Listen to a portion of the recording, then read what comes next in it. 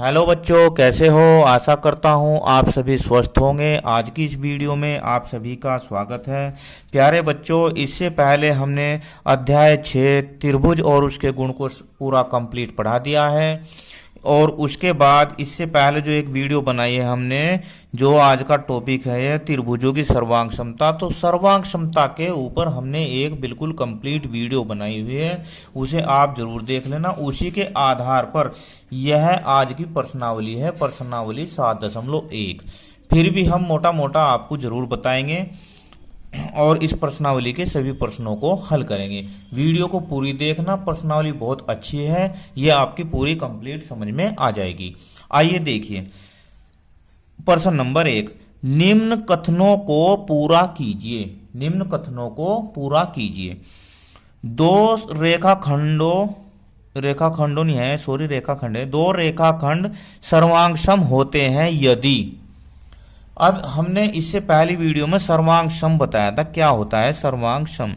सर्वांगसम, सर्वांग का मतलब देखो, सर्व का मतलब सभी और अंगों समान, सभी अंग समान। इसकी संधि विच्छेद करते हैं तो यानी कि सभी अंग समान।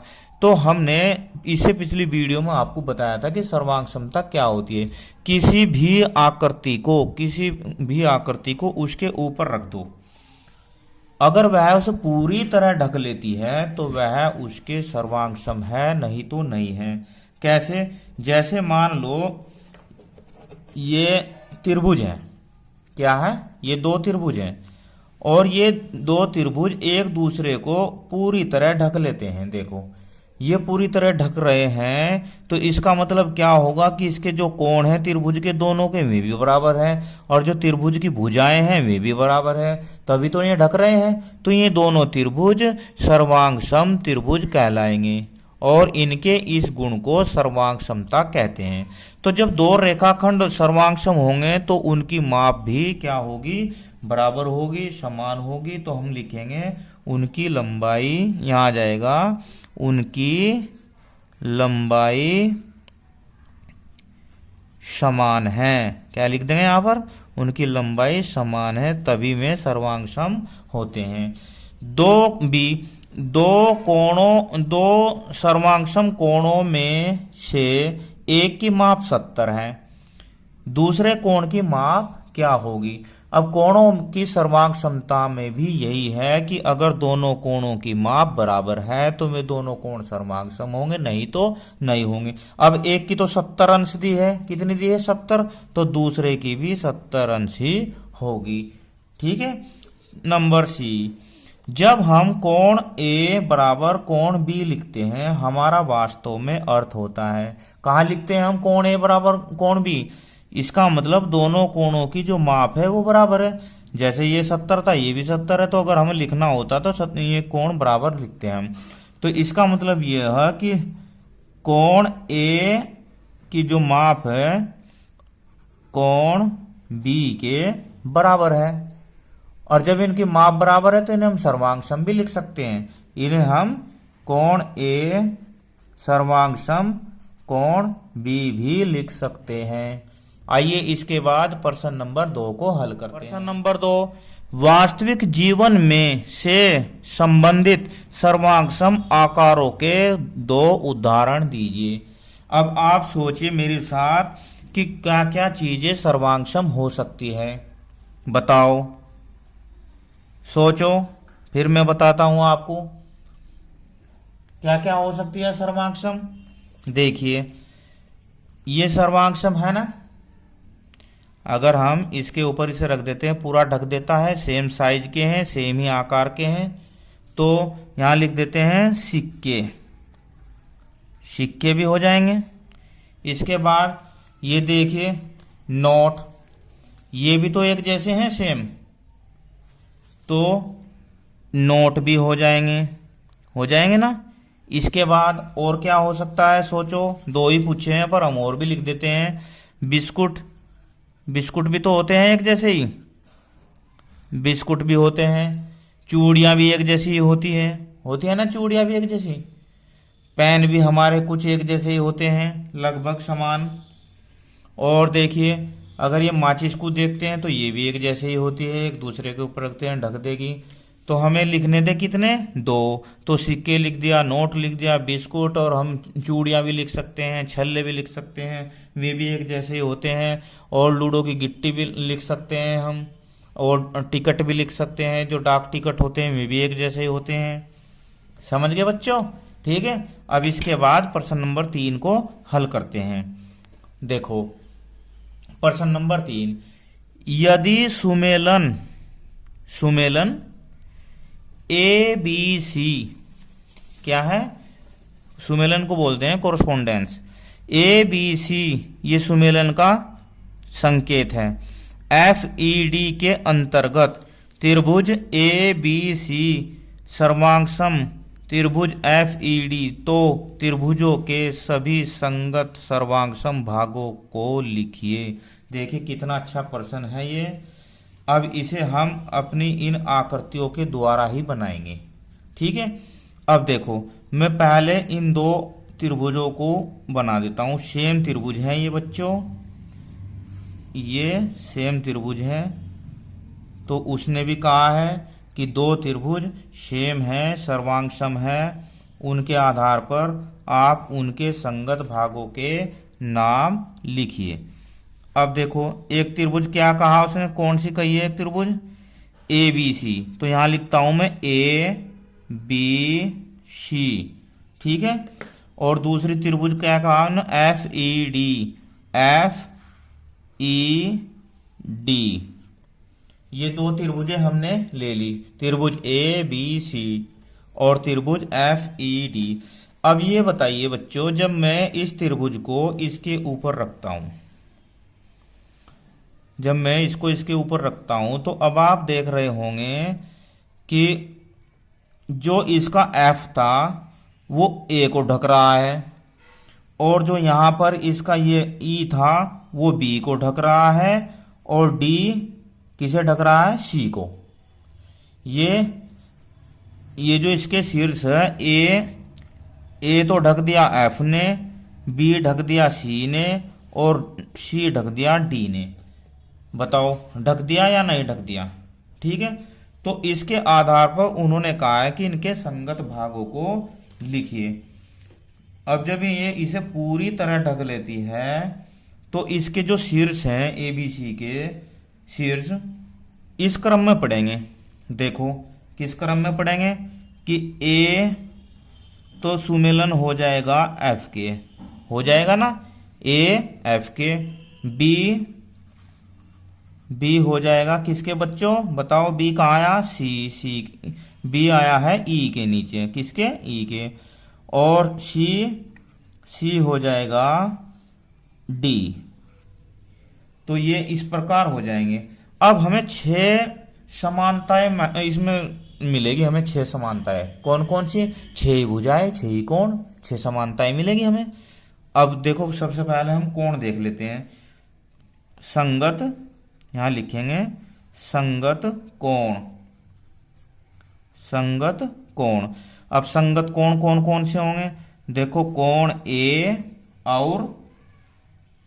और लिखिए सुमेलन में ले लेते हैं कोण एफ, एक कोण बी सुमेलन हो गया कोण ई के, कोण सी सुमेलन हो जाएगा कोण डी के।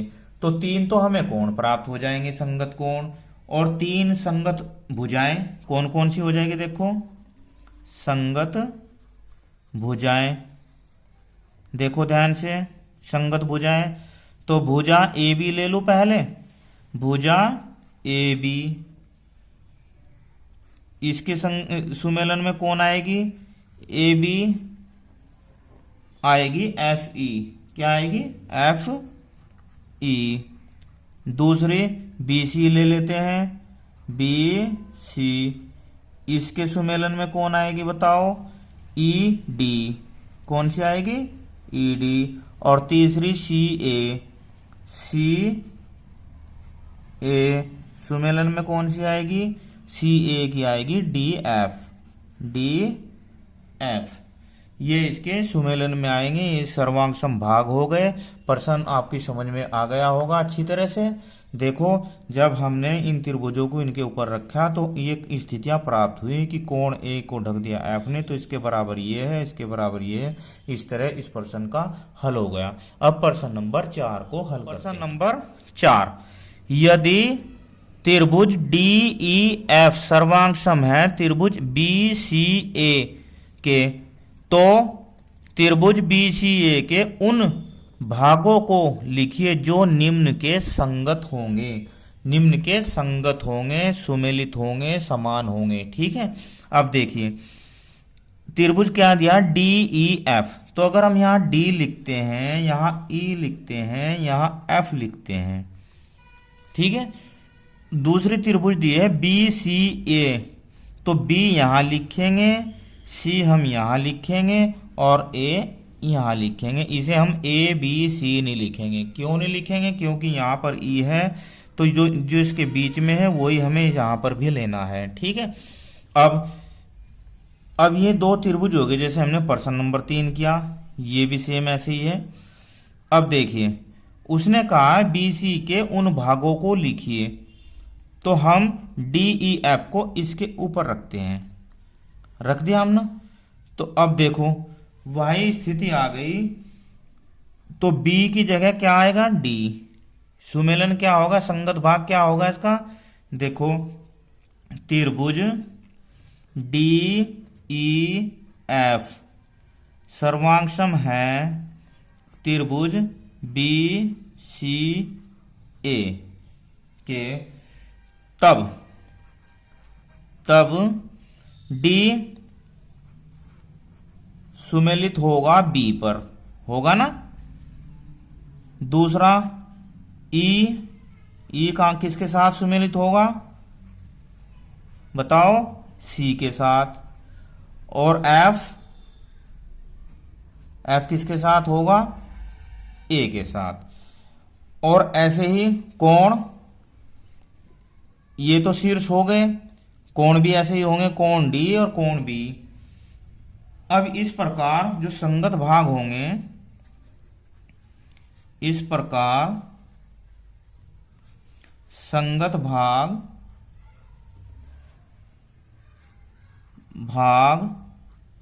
पहले नंबर पे क्या कहा उसने, कोण ई। अब देखो, कोण ई के बराबर कौन सा होगा, ई कहां पर है, ये रहा। ई के साथ कौन सा है, सी। तो इसका उत्तर हो जाएगा, अगर कोण ई है तो इसका संगत भाग होगा, इसका संगत भाग होगा कोण सी। ये इसका आंसर हो जाएगा। सेकंड में क्या कहा उसने, भुजा ई एफ। अब ई एफ कहां पर है, ई एफ, तो ई एफ के बराबर हो जाएगी सी ए। कौन सी हो जाएगी, सी ए। ये इसका आंसर हो जाएगा। थर्ड में क्या कहा उसने, कोण एफ, तो कोण एफ का सुमेलन किसके साथ होगा, एफ कहां पर है, ये रहा, तो कोण ए के साथ। ठीक है। अब इसके बाद ये है चौथे नंबर पे है डी एफ। अब डी एफ कहां पर है, देखो, डी एफ ये रहा, तो ये हो जाएगा कोण, ये सॉरी कोण नहीं, भुजा हो जाएगी डी एफ की, ये हो जाएगी बी ए। कौन सी हो जाएगी, बी ए ले लो या ए भी ले लो। ये इसके आंसर हो जाएंगे। तो इस तरह अगर हम इधर भी आंसर लिखते हैं, फर्स्ट का आंसर क्या आया है, कोण सी। सेकंड का क्या आया है, रेखाखंड सी ए। थर्ड का क्या आया है आंसर, थर्ड का आया है कोण ए। फोर्थ का बी ए, रेखाखंड बी ए। तो ये इनके आंसर हो जाएंगे। आशा करता हूं वीडियो आपकी समझ में आ गई होगी। वीडियो कैसी लगी मुझे कमेंट में जरूर बताना। धन्यवाद। आपका दिन शुभ हो।